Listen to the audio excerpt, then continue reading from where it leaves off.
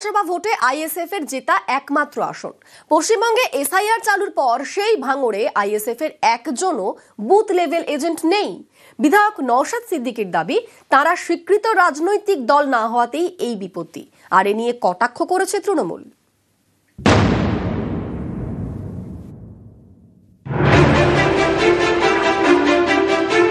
পশ্চিমবঙ্গে শুরু হয়েছে এসআইআর। ৪ নভেম্বর থেকে বাড়ি বাড়ি যাচ্ছেন বুথ লেভেল অফিসাররা, ফর্ম বিলি করছেন। বিভিন্ন রাজনৈতিক দল নিয়োগ করেছে বুথ লেভেল এজেন্ট। কিন্তু দক্ষিণ ২৪ পরগনার ভাঙড় বিধানসভায় অন্য ছবি। সেখানে একজনও বুথ লেভেল এজেন্ট দিতে পারেনি আইএসএফ।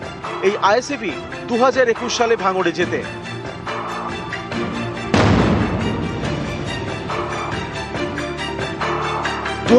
এর ভোট দক্ষিণ ২৪ পরগনা জেলার ৩১টির মধ্যে ৩০টি বিধানসভা আসনেই জেতে তৃণমূল।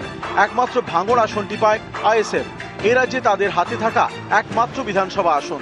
সেই ভাঙড়েই এবার কোনো বিএলএ নিয়োগ করতে পারেনি আইএসএফ।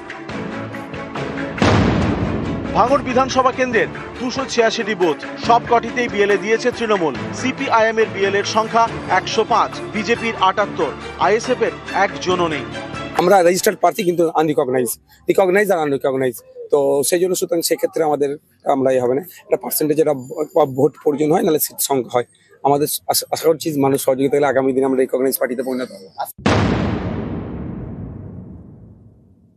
যারা আইএসএফ করেন, যে এমন একটা রাজনৈতিক দল আপনারা করছেন, যে রাজনৈতিক দল বলে তার কোনো পরিচিত নেই।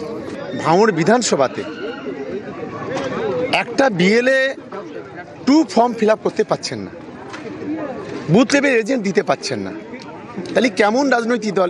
এই দলের অস্তিত্বটা কোন জায়গায়? ভাঙড় থেকে কল্যাণ মণ্ডল, নিউজ 18 বাংলা।